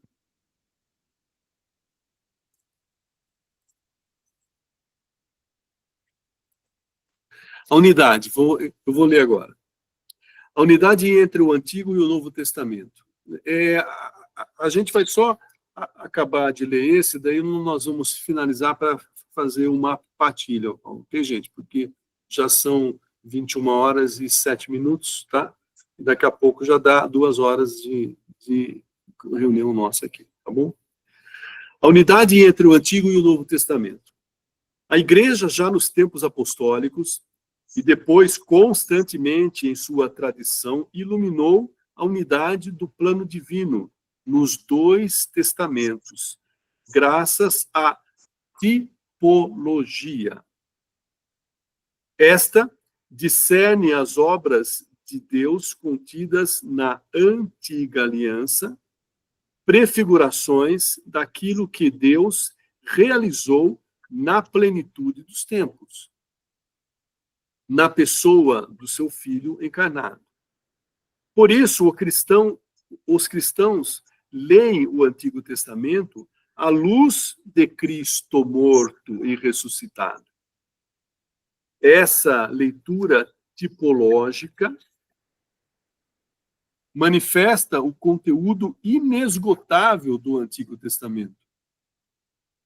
Ela não deve levar a esquecer que este conserva o seu valor próprio de revelação, que o próprio nosso Senhor reafirmou. De resto, também, o Novo Testamento exige ser lido à luz do Antigo. A catequese cristã primitiva recorre constantemente a ele. Segundo um adágio antigo, o Novo Testamento está escondido no Antigo, ao passo que o Antigo ele é desvendado no Novo. Novum intervetari latete, etc. Então, o Novo Testamento está escondido no Antigo, e ao passo que o Antigo é desvendado no Novo, né? Isso daqui nós vemos a toda hora. o mar se abriu, Jesus passou pela morte, né? Em Êxodo 12, o holocausto que fizeram antes de partirem para o Mar Vermelho, né? O sacrifício do cordeiro para cada família, um cordeiro de 3 anos, sem mácula, né? Ele deveria não ter seus ossos quebrados, lembra disso, né? E depois o seu sangue seria aspergido nas portas para que a morte não entrasse. Pô, isso, com relação ao sacrifício de Cristo, é exato, né? Um cordeiro de 3 anos é a idade da maturidade de um cordeiro, né? Maturidade de um homem é 33 anos, né? Não foi quebrado, mas foi esfacelado. Seu sangue escorreu e nos lava. E é o sangue dele que nos salva, né, da morte. Então, essa tipologia, né, que relaciona o antigo com o novo, né, é o que traz a riqueza da revelação, que está escondida no antigo. É muito legal, né? Escondida no antigo e revelada no novo. A tipologia... Quando Jesus na sinagoga fez aquela leitura, ele disse, está se cumprindo, né? Essa Hoje palavra... essa passagem, né? Exatamente. Né?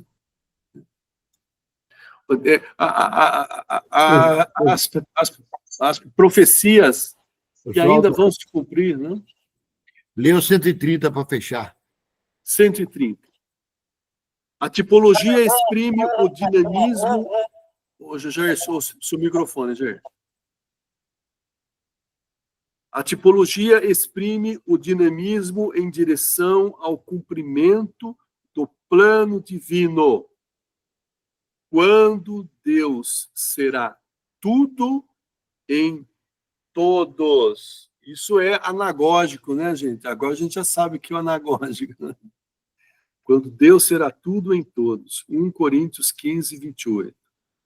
Também a vocação dos patriarcas e o êxodo do Egito, por exemplo, não perdem seu valor próprio no plano de Deus pelo fato de serem, ao mesmo tempo, etapas intermediárias deste plano de salvação. Até aqui. Vocês todos receberam aquela imagem que eu pus lá dos 7 tempos da salvação? Você recebeu, Evaldo? Está no grupo, viu? Sim, eu vi. Então, que é exatamente o plano da salvação de Deus, que vai de Gênesis 1 até o Apocalipse 22. Ele está se cumprindo. E ele está se cumprindo de uma maneira assim que o profeta Daniel falou que ia se cumprir, Santo Agostinho vê o seu cumprimento, e todos estão, um está ligado no Novo e outro está ligado no Antigo Testamento. Ou seja, a unicidade da palavra, ela é total, né? E se a gente abrir mão de uma coisinha só, a gente está abrindo mão da verdade, da revelação de Deus. Então, no próximo encontro, nós vamos continuar em a Sagrada Escritura na vida da igreja, tá bom? Vamos fazer uma rápida partilha entre nós? Vamos começar com a Marta? Sempre a gente começa com a Marta, né? E Marta? Bom, o que durante o texto todo eu percebo que fala muito da unidade, né? Sobre a unidade da igreja. Tanto é que fala dos evangelhos, que um depende do outro, né? Sim. E também, assim, essa frase que ficou, eu não creria no evangelho se a isto não me levasse a autoridade da Igreja Católica. Autoridade da igreja. Da fortaleza da nossa igreja, né? Então, a gente tem a única certeza que a gente tem que nossa igreja é forte, né? E que nós continuamos firmes, né, nessa caminhada aí, que é muito importante e que cada dia cresça mais, né, a fé desses que estão vindo, né, principalmente as pessoas que estão retomando, né, hoje, que a gente percebe que é muito grande, né, retomada, e então que cresça cada dia mais. É isso. Leila, Ai, uma riqueza sem tamanho, né? Para mim, aqui ficou lá atrás, no 112, prestar muita atenção ao conteúdo e à unidade da escritura inteira, né? Por mais diferentes que sejam os livros que as compõem, a escritura é una em razão da unidade do projeto de Deus, no qual Cristo Jesus é o centro e o coração aberto depois da sua Páscoa. E ali na letrinha pequena, que fala, né, que o coração de Cristo designa a Sagrada Escritura, que dá a conhecer o coração de Cristo. O coração estava fechado antes da paixão, pois a Escritura era obscura, porém a Escritura foi aberta após a paixão, pois os que a partir daí têm a compreensão dela, considera e discerne de que maneira as profecias devem ser interpretadas. Então, todo o plano de Deus realmente passa por esse plano de amor, né, de Jesus, né? Então, quando a gente... É um tempo que a gente está vivendo agora, né? A Quaresma, a Paixão de Cristo, que nós vamos reviver novamente. E falando que a gente conversou aqui também, né? Falando da Santa Missa, né? Toda projeto de Deus, né? Através da Santa Missa, é uma coisa, assim, tão maravilhosa, né? E a unidade da igreja, assim, a gente vê agora... Os padres, né, aqueles padres que são fiéis demais, né, ao Evangelho, assim, uma coisa que eles estão ensinando, né, por isso que tantas pessoas que eram de outras denominações, quando vêm com o coração aberto para ouvir aquilo que o sacerdote tão humilde está ensinando, através do terço, que até mesmo católicos acham assim, vou rezar terço, não, é só repetição de Ave Maria, né? E quando você mergulha nesse mistério que a própria mãe pede, né, reze o terço, é porque ela também quer ensinar a gente, né? É porque através do terço você está vivendo a palavra de Deus ali, né? E isso é tão lindo, né? Só mais uma coisa que eu queria falar, né? Que realmente a palavra de Deus, ela é viva, né? Porque todo ano tem o calendário litúrgico. A gente ouve sempre as mesmas escrituras, as mesmas palavras, o mesmo evangelho, só que nós vamos mudando, né, nessa caminhada. Então, o evangelho da figueira, quantas vezes a gente já ouviu, né? Só que para mim, no domingo, a homilia do Padre Ciro, para mim, foi um exame de consciência. Então, em cada um, ele toca de uma maneira, porque ele é vivo, e depende o momento de cada um de nós ali dentro da celebração, né? Isso é muito lindo, isso é muito lindo. Porque quantas pessoas tinham no Bom Jesus domingo, por exemplo, né? 350 pessoas, cada um sentiu e entendeu de um jeito, né? Porque no momento que você está vivendo na vida e tudo mais, né? Então, isso é uma riqueza, assim, sem tamanho, sem tamanho. E quando a gente vê tudo isso daqui, então, aí vai se completando, né? É muito lindo, muito lindo. Obrigada. Complementar Deus uma nos fala coisinha. individualmente, né, Leila? Deus nos fala individualmente, né? Marta? Oswaldo, só complementar uma coisinha também do Evangelho, assim, o momento que também Deus, não só Deus, como nós, enquanto humanos, devemos dar oportunidade àquelas pessoas que estão, sabe, excluídas, aquelas pessoas que estão fora. Então, assim, muitas vezes, o não de uma pessoa afeta praticamente tudo, né, na vida da pessoa. E muitas vezes esse momento é o momento de dar uma oportunidade para essas pessoas, igual as crianças da catequese. A gente tem crianças de todo tipo. Se a gente já rotula elas no começo, Sim. elas já ficam, né, travadas, né? Então, a gente tem que entender o lado da criança, saber como ele é, né? Acolher ele da forma com que ele veio da família, saber como acolhê-lo.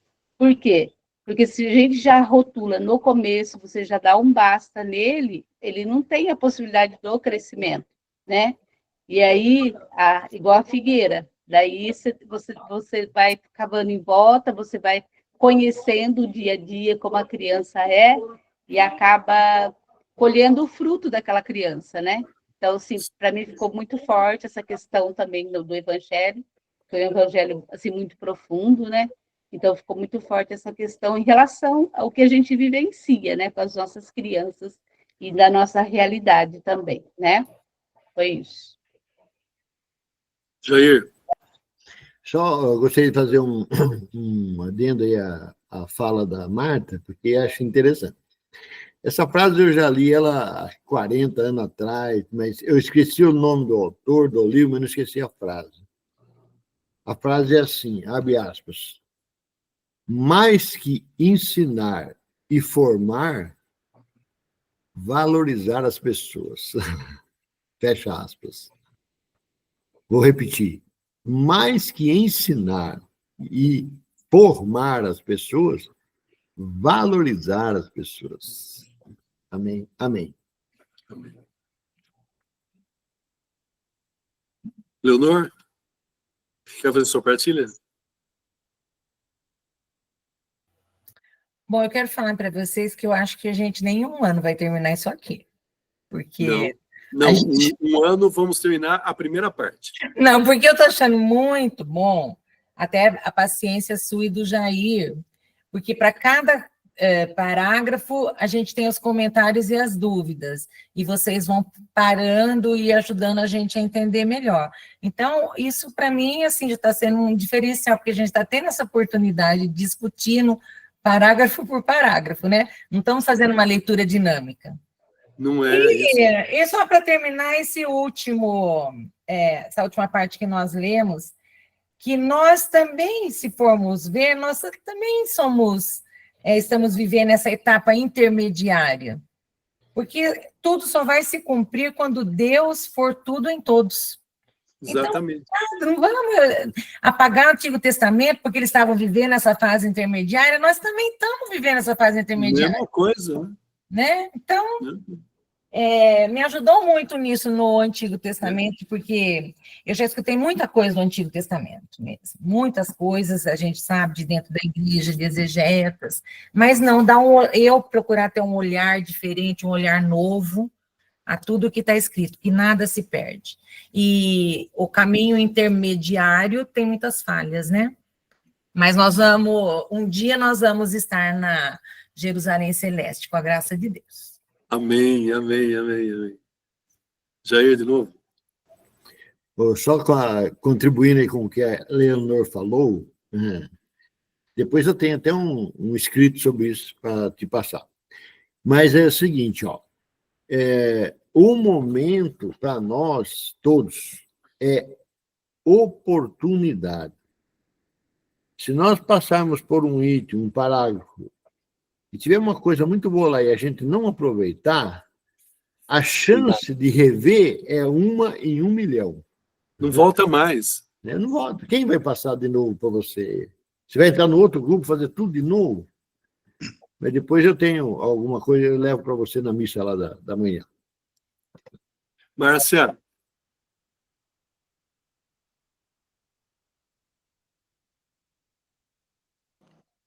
Abriu. Bom, eu fico assim, encantada com o projeto de Deus, né? Ele teve um projeto lá no Antigo Testamento, caminhou e continua, né? Ele continua se desenvolvendo. E dentro desse projeto ele tem uma pedagogia, que é com cada povo, ele fala da forma que cada um entende, né? E hoje nós temos a graça de ter o Deus, né, o Espírito Santo, que vem nos dar sabedoria e entendimento para tudo aquilo que Deus fala. É lógico que a gente capta muito pouco de todas as revelações que Deus quer, né? Mas quando fala da igreja, a gente fica assim apaixonada, porque a gente vê que é um projeto de Deus, mas como fala assim, a misericórdia, como a gente falou da justiça, mas a misericórdia de Deus, como ele fala que ele é lento, né, para nos julgar, né? E quando diz assim, aqui lá no 103, né? Por esse motivo, a igreja sempre venerou as divinas escrituras, como venera também o corpo do Senhor. A igreja, né, ela não cessa de apresentar aos fiéis o pão da vida, tomado da mesa da palavra e do corpo de Cristo. Então é muito lindo, porque, né, a palavra e o alimento que é a Eucaristia. Então, muito lindo. Ivaldo, Aproveitando aí o gancho do Jair falou aí, eu sempre uso isso em pregação, que é profundo, que fala que há 3 coisas que não voltam mais atrás. É uma flecha lançada, uma palavra pronunciada e uma oportunidade perdida. é verdade. Não volta mais, já foi. Né? Perdeu, perdeu. Né? Não tem Perdeu, como perdeu. mais. E eu que tocou forte aqui, fala, o Novo Testamento está escondido no Antigo, ao passo que o Antigo é desvendado no Novo. Né? E você conhece aquela música que fala assim, pois o Antigo Testamento deu um novo celular, né? Então, supremo sacramento. Aí fala, essa música fala sobre isso, né? Deu lugar, o Antigo Testamento deu ao Novo seu lugar, né? Mas, na verdade, vem para complementar, para a perfeição, para o entendimento, né? A prefiguração do que foi no Antigo Testamento, depois do Novo Testamento. Uma coisa que você falou a respeito aí do ateísmo, né, dos ateus, eu acompanho sempre um padre, chama Fábio Marinho, não sei se você conhece. Ah, era com ele que estava assistindo. Era Então, o debate eu vi dele com o ateu. Eu vi uma live ele falando que o ateu, ele só afronta o cristianismo. Sim, Só o cristianismo. Outra religião, ele não... Né? O porquê disso? É uma coisa interessante, né? O ateu, ele só afronta o cristianismo. Tem algo por detrás disso, né? sim. E eles também têm a possibilidade, como a irmã falou aí, de Deus iluminar a mente deles também, Sim, e que eles também se convertam e descubram essa maravilha, essa graça de pertencer e ter a fé. E eu sim finalizaria com uma frase que eu sempre uso também, fala assim, quando fala de fé. Para quem tem fé, nenhuma explicação é necessária. Não é necessário. Aquele que não tem, nenhuma explicação convence. É o Só o suficiente. Espírito Santo convence. Né? Isso Então, aí. que Deus tenha misericórdia desses irmãos e que a gente possa ser também instrumento, né, para levar esses irmãos aí à graça de Deus. Amém? Amém, amém, amém. Sérgio,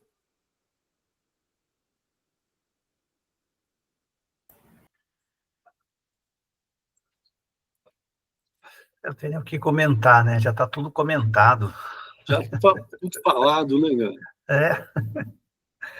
Mas, assim, como o Ivaldo falou aí do antigo, né? Que eu até anotei aqui o 129, eu anotei várias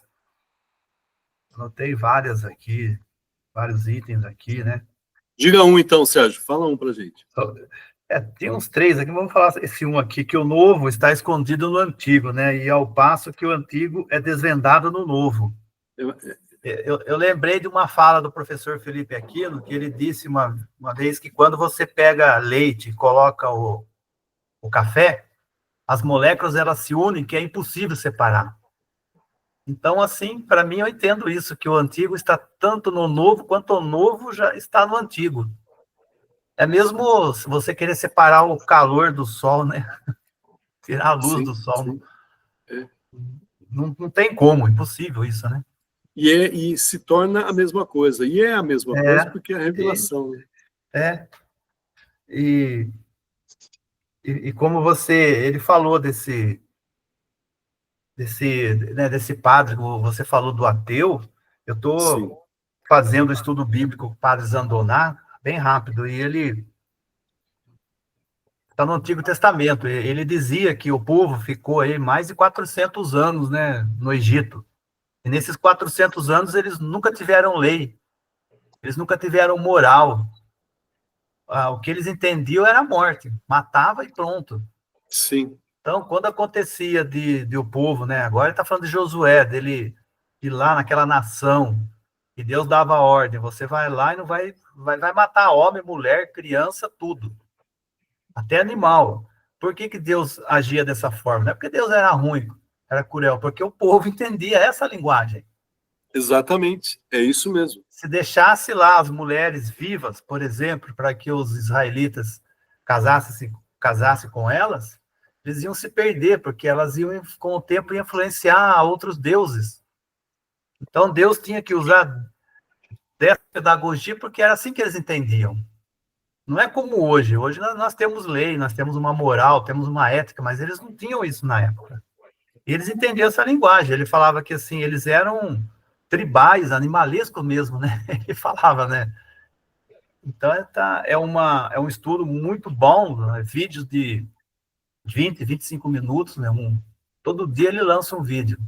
Vale a pena estar assistindo. Eu estou aprendendo bastante com esses 20 minutos aí que ele faz. Então, a partilha seria isso daí. Maravilha. Ok, gente. Então, ó, já deu 9h30. Só queria fazer a minha. Ô, Jair, eu vou pedir para você fazer a sua e já reza e encerra, tá bom? Tá.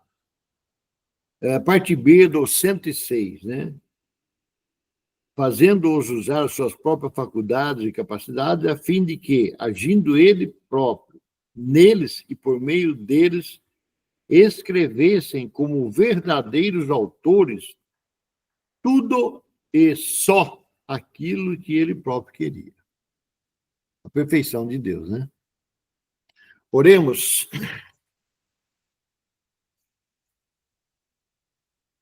Divino Jesus, nós agradecemos, Senhor, por essa noite de partilha.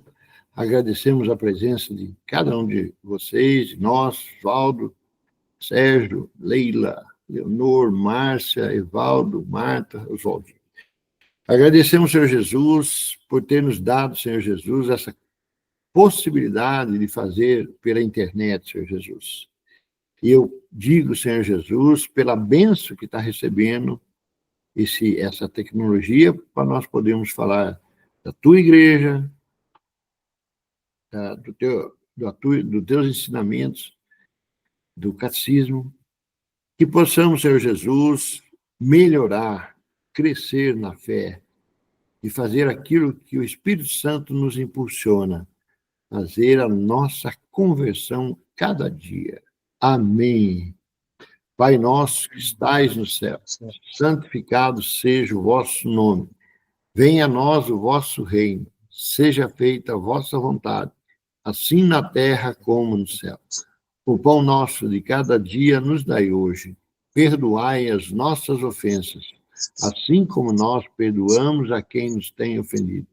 E não deixeis, Senhor Jesus, cair em tentação, mas livrai-nos do mal. Amém. Encerramos essa noite de partilha, em nome do Pai, do Filho e do Espírito Santo. Amém. Louvado seja nosso Senhor Jesus Cristo. Um abraço para todos. Tchau, gente. Tchau, gente. Tchau. Amém. Tchau. Oswaldo pode ficar ligado, Oswaldo não? Pode, só... É bem rapidinho. Eu usei da sua bondade